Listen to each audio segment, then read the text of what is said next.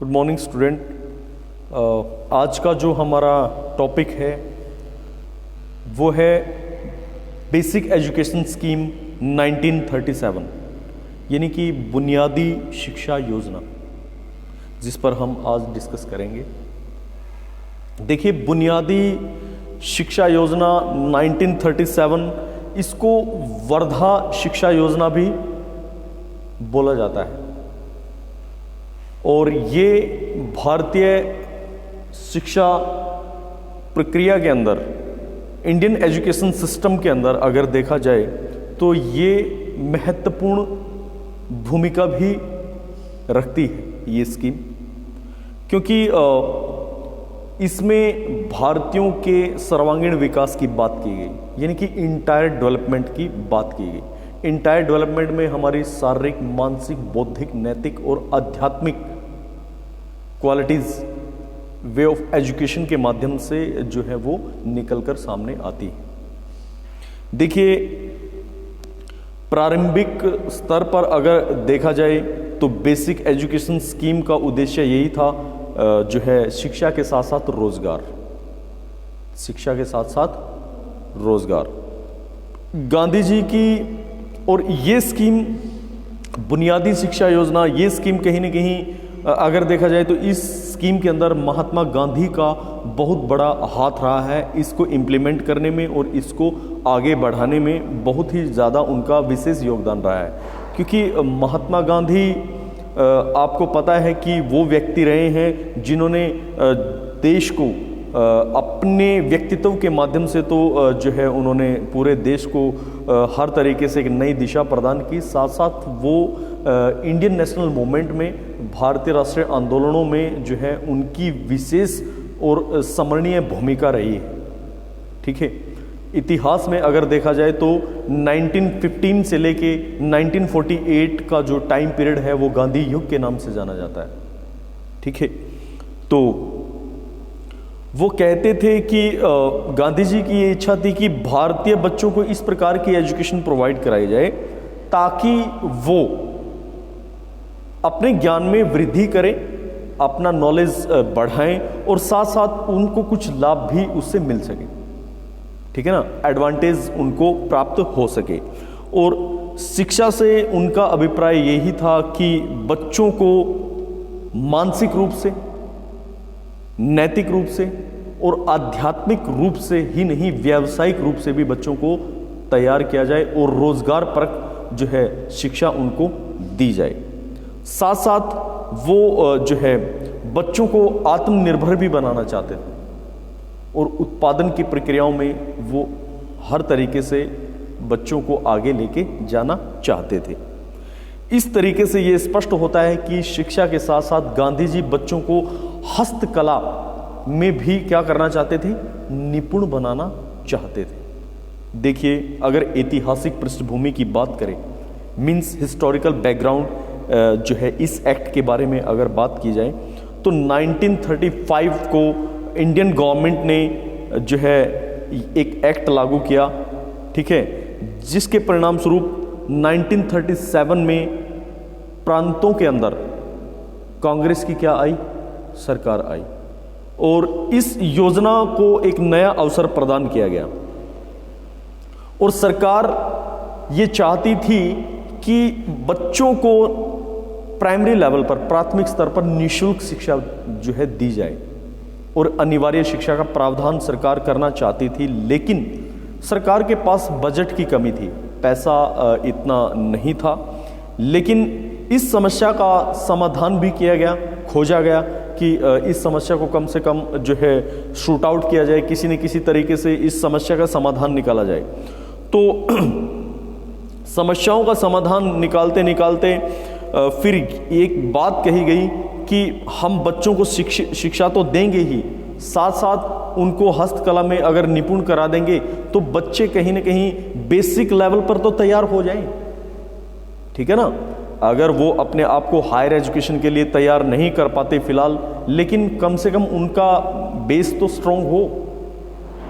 ठीक है ना, प्राथमिक लेवल पर तो वो जो है सशक्त रहें, स्ट्रांग रहें।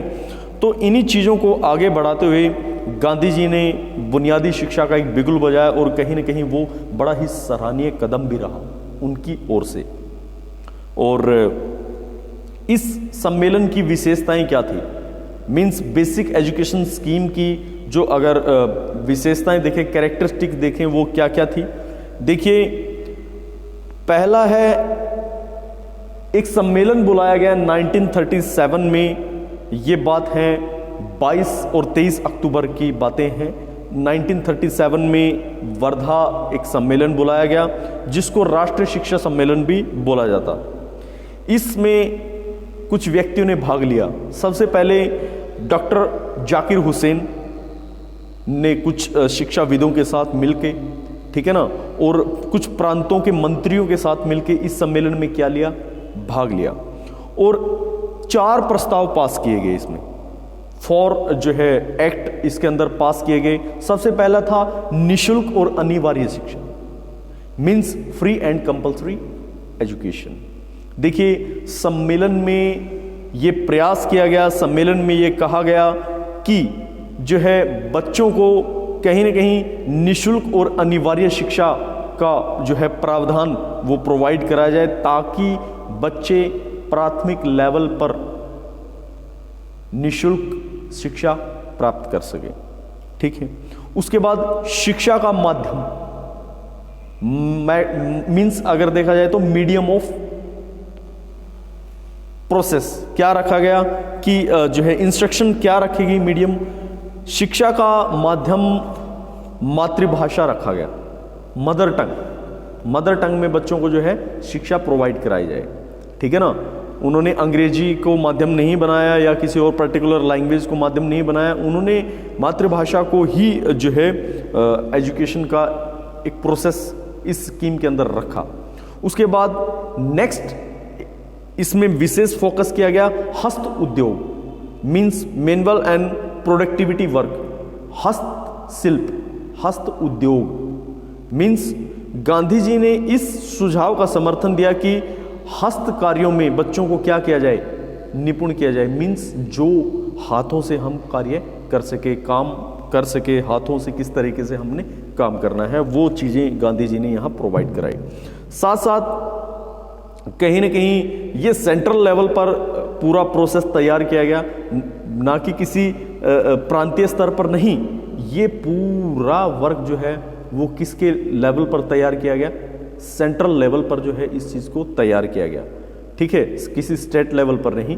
ये स्कीम जो लागू हुई वो पूरे देश में एक तरीके से लागू करने का इसमें प्रयास किया गया। उसके बाद नेक्स्ट जो फोर्थ इस पर बल दिया गया वो था इस स्कीम के अंदर शिक्षकों का वेतनमान। शिक्षकों का वेतनमान मींस टीचर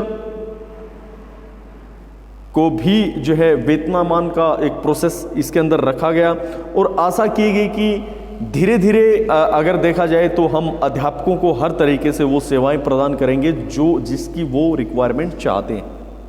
ठीक है ना, रेमोरेशन जिसको बोला जाता है, क्योंकि जो मेहनत करता है, एफर्ट लगाता है, तो उसके बदले उसको उसका मेहनताना जरूर मिलना चाहिए।